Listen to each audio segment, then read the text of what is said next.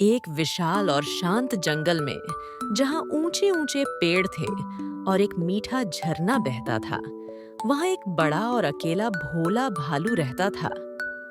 भोला भालू अपनी ताकत के लिए जाना जाता था, लेकिन उसे दोस्त बनाने में मुश्किल होती थी। उसी जंगल में एक चालाक चतुर लोमड़ी भी थी, जो हमेशा अपने फायदे के बारे में सोचती थी, और एक तेज फुर्ती खरगोश था, जो हमेशा जंगल में इधर-उधर दौड़ता रहता था। एक दिन जंगल में एक बहुत बड़ा पेड़ गिरने वाला था। पंडित उल्लू ने चेतावनी दी थी कि यह पेड़ कभी भी गिर सकता है और यह रास्ता भी रोक देगा। भोला भालू को लगा कि वह अकेला इस पेड़ को रोक सकता है ताकि रास्ता बंद न हो। उसने अपनी पूरी ताकत से पेड़ को सहारा देना शुरू किया, लेकिन पेड़ बहुत भारी था और धीरे-धीरे झुकता जा रहा था। उसे मदद की जरूरत थी। चतुर लोमड़ी वहां से गुजरी। उसने भोला भालू को मुश्किल में देखा और सोचा कि यह उसके लिए एक मौका है। उसने कहा, भोला भालू, मैं तुम्हारी मदद कर सकती हूँ, लेकिन बदले में तुम्हें मुझे जंगल के सबसे मीठे जामुन देने होंगे। उसकी नीयत भोला भालू की मदद करने की नहीं, बल्कि जामुन पाने की थी। भोला भालू दुविधा में था।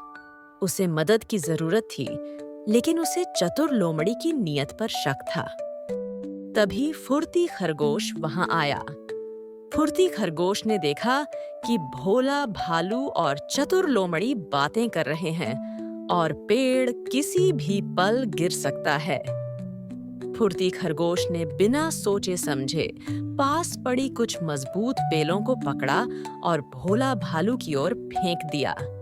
फुर्ती खरगोश ने कहा, भोला भालू, इन बेलों को कसकर पकड़ो। चतुर लोमड़ी, तुम भी बेलों को खींचो। हमें मिलकर पेड़ को दूसरी तरफ धकेलना होगा। फुर्ती खरगोश ने अपनी पूरी ताकत से बेलों को खींचना शुरू किया। चतुर लोमड़ी ने देखा कि फुर्ती खरगोश निस्वार्थ भाव से मदद कर रहा है, तो उसे अपनी बेईमानी पर शर्म आई। उसने भी बेलों को खींचना शुरू किया। तीनों ने मिलकर अपनी पूरी ताकत लगाई। धीरे-धीरे उन्होंने पेड़ को एक सुरक्षित जगह पर धकेल दिया और रास्ता खुल गया। सबने राहत की सांस ली।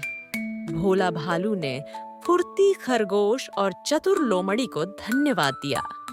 भोला भालू ने फुर्ती खरगोश से कहा, तुमने मुझे सिखाया कि सच्चा दोस्त वही होता है जो बिना किसी शर्त के मदद करता है। चतुर लोमड़ी को भी अपनी गलती का एहसास हुआ और उसने ईमानदारी से रहना शुरू कर दिया। उस दिन के बाद भोला भालू को सच्चे दोस्त मिल गए।